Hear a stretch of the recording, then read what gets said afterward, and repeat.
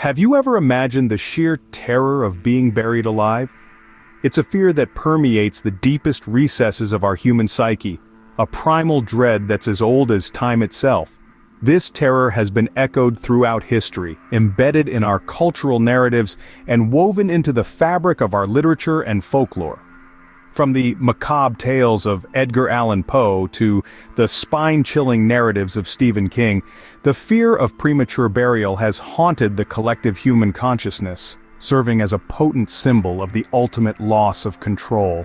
It's a fear that resonates particularly because it's so closely tied to the one inevitability we all face: death.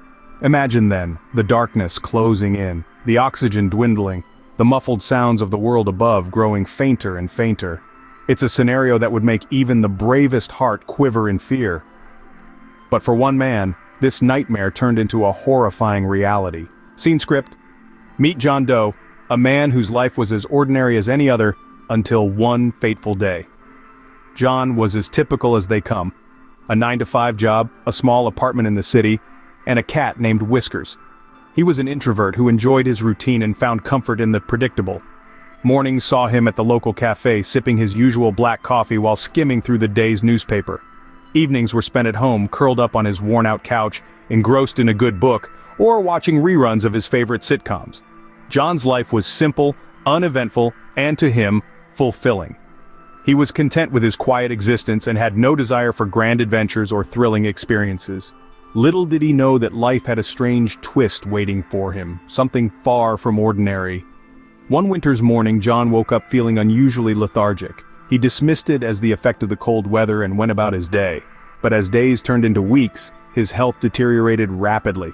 He grew weaker, his skin turned pale, and he could barely keep food down. Concerned friends urged him to see a doctor, but John, ever the stoic, brushed off their worries, attributing his condition to stress and overwork. Eventually, his frail body gave in. He was found unconscious in his apartment, rushed to the hospital, but it was too late. Or so it seemed. The doctors pronounced him dead, citing a rare, undetectable disease as the cause. His friends and family mourned, unable to comprehend the sudden loss. A quiet funeral was held, and John Doe was laid to rest, his life cut short by an unfortunate turn of events. And then the unthinkable happened. Declared dead, John was prepared for his final journey. The solemnity surrounding the burial process was palpable. As if guided by an unseen hand, the undertaker meticulously prepared John's body for its eternal rest, washing, dressing, and placing it in the satin-lined coffin with a reverence that was both eerie and comforting. A hush fell over the crowd as the procession began. Each person present carried the weight of their grief, the mourning palpable in the silence. Friends and family gathered, their faces a mask of sorrow and disbelief, their hearts heavy with the reality of their loss. Their whispered goodbyes hung in the air, a haunting reminder of the man who once was, now silenced by the grip of death. The atmosphere was thick with the scent of freshly turned earth, the reality of the situation sinking in with each step towards the open grave.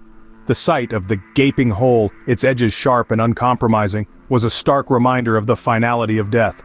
The coffin, once a symbol of rest and peace, now seemed an ominous vessel, ready to carry John into the depths of the earth. The pallbearers carried their burden with stoic resolve, their faces set in grim determination, their shoulders heavy with the weight of their task. As they lowered the coffin into the grave, the reality of John's predicament became heart-wrenchingly clear.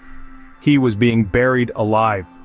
The sound of the first shovel of dirt hitting the coffin echoed through the silence, a chilling reminder of the horror that lay below. Each additional shovelful seemed to echo louder than the last, the finality of each thud resonating with a chilling finality.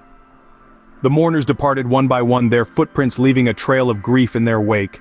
The grave, once a site of activity, was now a desolate monument to a life lost too soon.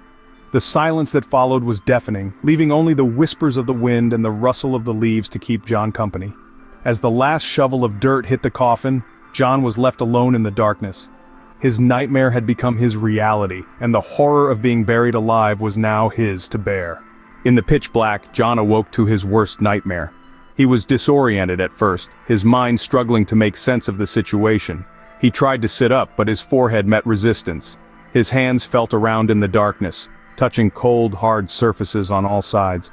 His breaths became shallow and quick as the realization dawned on him. He was trapped in a box, buried 6 feet under, with nothing but a suit on his back and the chilling darkness for company. The air was thick and stale, a cruel reminder of his dire circumstance. Panic surged through his veins, his heart pounding like a drum against his ribcage. He screamed, his voice echoing back at him in the confined space. Yet he knew his pleas for help were swallowed by the earth above him. He pounded on the lid with all his might, the dull thud of his fists against the hard surface only serving to amplify his sense of desperation. But this wasn't a horror movie. There was no sudden crack of the lid, no miraculous escape. The coffin was his prison, and it was unyielding. He tried to calm himself down, to conserve the precious little oxygen he had left. He attempted to remember survival tips he'd read or seen somewhere. But fear is a cruel master, and it clouded his thoughts. He was trapped, buried alive, and he was running out of time. In his darkness, he clung to life, to the faintest glimmer of hope.